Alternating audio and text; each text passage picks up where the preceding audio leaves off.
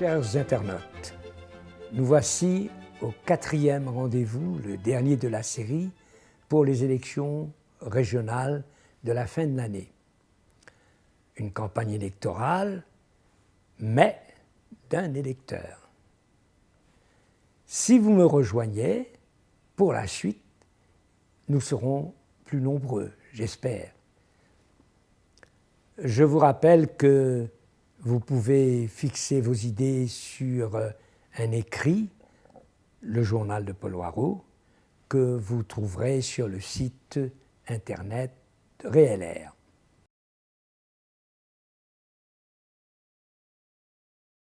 Cette 4e rencontre concerne la gestion politique des problèmes de tous les jours, grands et petits, des problèmes qui vous concernent, des problèmes qui nous concernent. Guidés par des fondamentaux correspondant à la vérité et à la réalité de la Réunion, disposant des moyens d'une gouvernance responsable, les élus seront désormais en mesure de fixer un cadre et des objectifs à tous les problèmes qu'ils devront résoudre.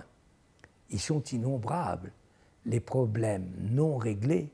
Ils sont innombrables, les problèmes mal réglés.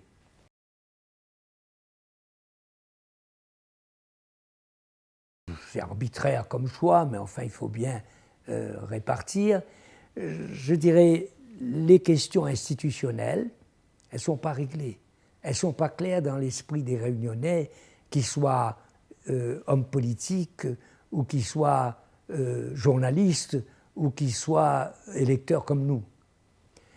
La deuxième catégorie de ces problèmes sera une catégorie fondamentale. Vraiment, si nous voulons avancer, il faut faire quelque chose de précis, de concret, d'efficace sur la formation des hommes.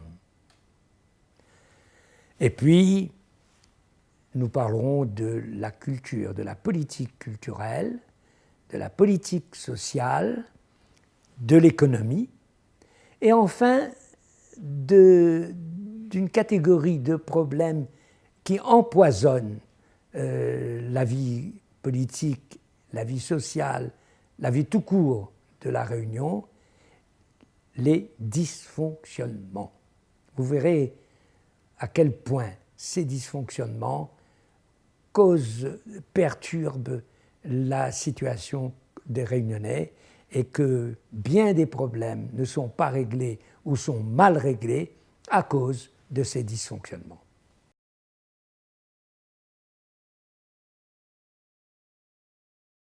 La première catégorie de problèmes à régler concerne les institutions.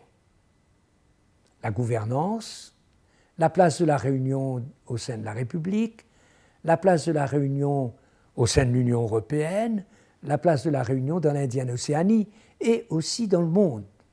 Nous avons tendance, nous autres, à oublier cette dimension planétaire tellement nous sommes dans une relation ombilicale avec la France. Ces questions devront être réglées à 3 niveaux. Premier niveau, au niveau local, au sein de la conférence territoriale dont je vous ai parlé dans l'entretien précédent. Conférence territoriale qui réunit le président de la région, le président du département, le président de l'association des maires, auquel sera souvent associé le préfet, représentant de l'État. Le deuxième niveau sera avec l'Europe. Et le président de la région, au nom de la conférence territoriale, sera appelé à négocier avec l'Europe ces questions. De la même façon, au sein de l'Indienne Océanie, le président de la région, qui est le représentant français au sein de la Commission de l'océan Indien, devra aussi expliquer la position de la Réunion. il faut que sur ces questions-là, les choses soient claires. Or, elles ne le sont pas aujourd'hui. Dans l'esprit des hommes politiques, dans l'esprit des médias et dans notre esprit à nous, électeurs, il y a une grande confusion. Et pour régler ça, point n'est besoin de lois nouvelles. On peut régler ça par des conventions, on peut régler ça aussi par des pratiques.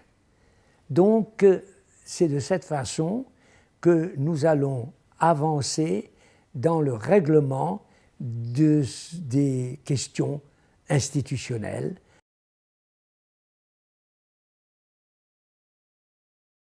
La deuxième catégorie de problèmes à régler concerne un point capital, la formation des hommes. Le pays sera ce que seront ses hommes. Elle doit concerner tous les hommes et toutes les femmes du pays, depuis les hommes et les femmes de conditions modestes jusqu'aux niveaux les plus élevés de l'excellence du savoir. Nous ne devons pas hésiter à recourir à des méthodes adaptées au public à la manière réunionnaise, comme était, pour ceux qui s'en souviennent, la REP, première formule, comme était la RES, première formule, comme était un certain nombre d'associations avant que les normes européennes ou nationales s'imposent à nous d'autorité. La possibilité de négocier ces normes dans la conférence territoriale nous permettra de trouver des solutions adaptées à notre situation. Et puis, comme nous l'autorise la Constitution, il faudra innover s'il le faut. La formation, ce qu'il faut bien retenir sur le plan politique, c'est la formation doit accompagner les hommes, les femmes, les enfants pour les faire évoluer vers plus de connaissances, vers mieux de savoir-faire, non, et j'insiste, à les démolir pour les formater. La conférence territoriale n'échappera donc pas à l'obligation ardente de déclencher le processus de la nouvelle gouvernance sur l'éducation populaire, sur l'école, sur la formation professionnelle, sur l'enseignement supérieur, en particulier sur l'université. Nous devons former des hommes et des femmes qui sont performants, inventifs, créatifs dans le savoir-faire local, dans le savoir-faire à la manière réunionnaise, mais aussi des hommes, des femmes dans l'excellence pour n'importe où dans le monde. Nous devons mettre en valeur tout notre capital humain pour le pays et pour le reste du monde.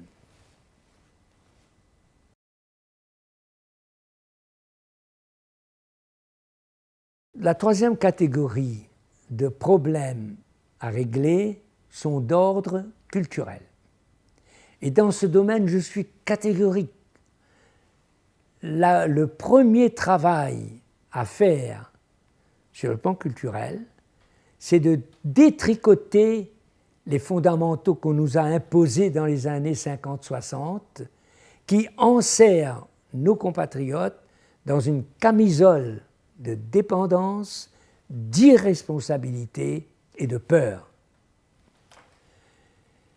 Les membres de la conférence territoriale ont, à mon avis, l'ardente obligation de définir, à partir du processus que nous avons défini, que nous avons exposé tout à l'heure dans la gouvernance, une politique réunionnaise, une politique culturelle réunionnaise, pour remédier à l'émiettement de notre société aujourd'hui, l'émiettement qui découle de l'irresponsabilité, de l'absence de lisibilité, de l'identité, de la vérité et des réalités réunionnaises. Pour cela, il faudrait que l'utilisation des aides publiques aux acteurs du cinéma, de la danse, de la chanson, du théâtre, soit davantage codifiée, de telle sorte que ces aides ne soient plus dispensées selon le bon vouloir de fonctionnaires omniprésents et omnipotents.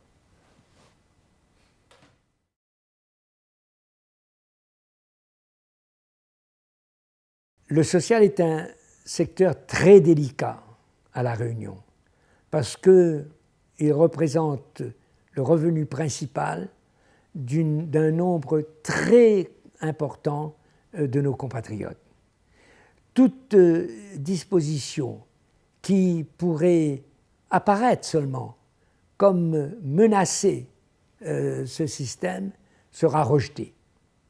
Il faut donc trouver la solution rassurante et durable pour attirer les bénéficiaires des revenus sociaux progressivement vers des revenus économiques, quitte à ce que, temporairement, les revenus sociaux et ces revenus économiques puissent cohabiter. Et là, dans cet ordre d'idées, je pense que l'intégration des petits boulots dans le circuit économique est important. Je pense même que l'intégration de ce qu'on appelle le travail au noir, qui, à l'heure actuelle, empêche l'explosion sociale, eh bien, soit elle aussi, soit lui aussi, le travail au noir, intégré par des formules à trouver dans le circuit économique, sans pour autant casser le circuit économique légal d'aujourd'hui. Ce travail incombe, une fois de plus, à la commission territoriale, qui devra mettre en branle, selon le processus que nous avons défini dans les entretiens précédents, avec dialogue avec les milieux économiques, dialogue avec les institutions professionnelles, dialogue avec des personnalités éminentes.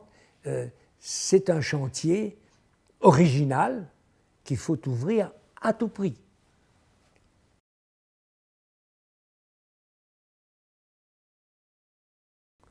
Comme pour le social tout à l'heure, il existe un ordre économique, un fonctionnement économique, une organisation économique actuellement, qui est une économie sous perfusion et qui soutient l'ensemble de l'appareil économique actuel.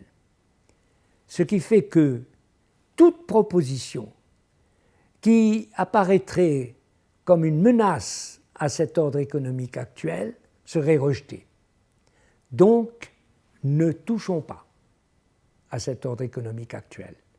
Mais parallèlement, essayons de développer, de promouvoir et de développer une économie plus réaliste, plus authentique, à partir de la base. Et là, plusieurs pistes sont ouvertes. Il y a la piste des agriculteurs du MTKR, qui sont partisans de petites exploitations traditionnelles, de petites organisations, de petits équipements, à la manière des micro-projets dans les pays en voie de développement. Eh bien, ne les contrarions pas. Ce n'est pas eux qui vont démolir le système actuel. Donc, encourageons ces initiatives parce qu'elles sont des initiatives qui créent de l'activité, donc de l'emploi, au moindre coût pour la collectivité. Dans cette même direction, il y a les propositions de Prosper Ève. Nous devons produire ce que nous consommons, avec les produits que nous avons ici.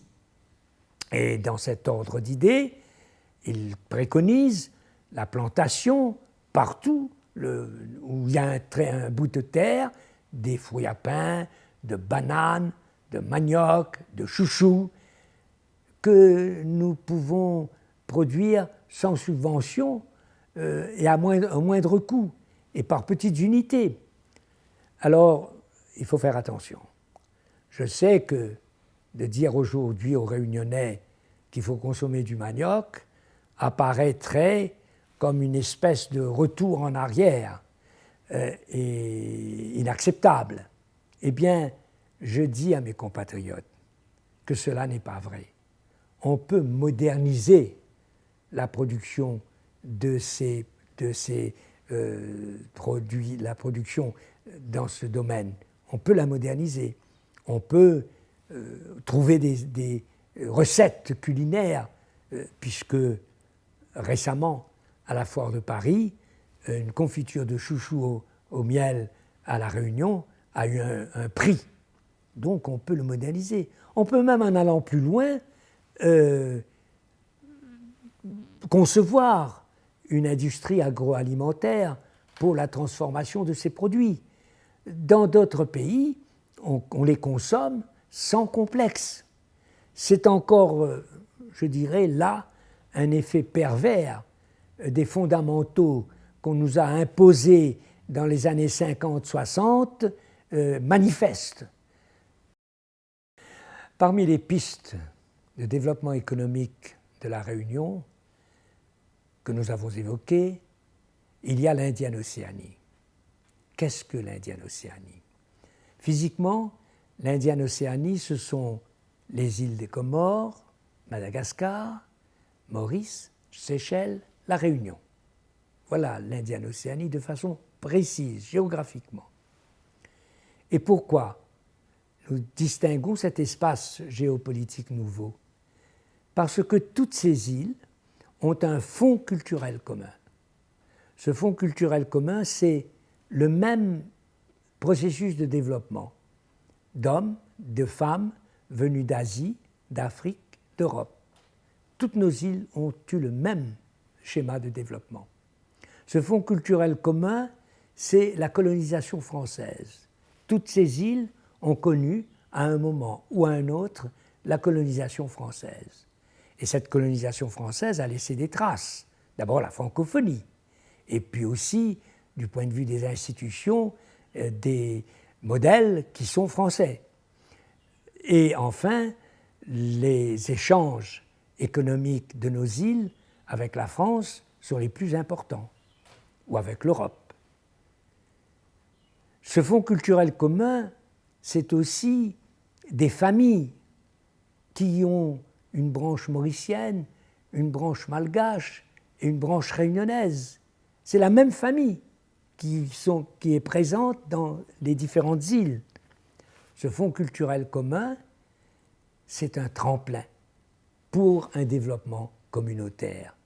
Nous pouvons imaginer un développement communautaire entre nos îles parce que nous avons ce fonds culturel commun qui n'existe pas dans les côtes australes et orientales d'Afrique, qui n'existe pas aux Maldives. Et l'Indienne-Océanie, si elle n'est pas encore reconnue comme il le faudrait par les États, par la politique et par les médias, elle vit, elle existe. Il n'y a qu'à voir l'importance de la circulation des hommes, des femmes entre nos îles, de la circulation d'hommes et de femmes qui sont parents, d'hommes et de femmes qui sont dans nos îles non pas comme touristes de passage, mais qui sont installés dans nos îles pour travailler, pour gagner de l'argent. Des Malgaches à La Réunion ou à Maurice, des Mauriciens à Madagascar ou à La Réunion, cela existe. L'Indienne-Océanie existe. Il faut maintenant la reconnaître. Et là, nous sommes victimes des fondamentaux actuels qui sont l'héritage de la colonisation, qui maintient entre nous et la France une relation ombilicale et qui met entre nos îles les fossés et les barrières qui existaient au temps de la décolonisation. L'aboutissement de la décolonisation pour nous serait l'abattement de ces barrières et le comblement de ces fossés. Alors, me direz-vous, économiquement, qu'est-ce que nous y gagnons? Quelqu'un me disait, qu'est-ce que nous avons à gagner de coopérer avec Madagascar? Ce à quoi je lui ai répondu, quel intérêt avons-nous d'être entourés de pays pauvres? Notre intérêt est d'avoir des pays aussi développés que nous, pour que les échanges dans la proximité soient fructueux, soient intéressants. Et c'est cela le but de la communauté indiano-océanienne.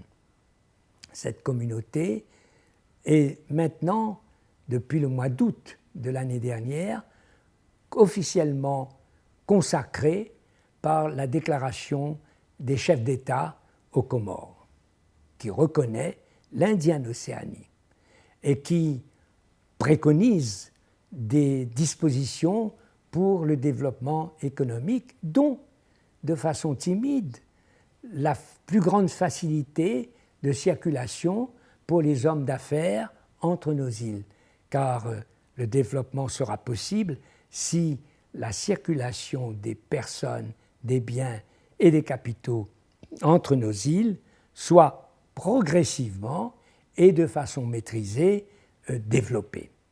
Voilà ce que c'est l'Indiane-Océanie, voilà ce que l'Indiane-Océanie peut nous apporter si nous savons explorer ce champ où tout est à faire qui s'ouvre devant nos entrepreneurs.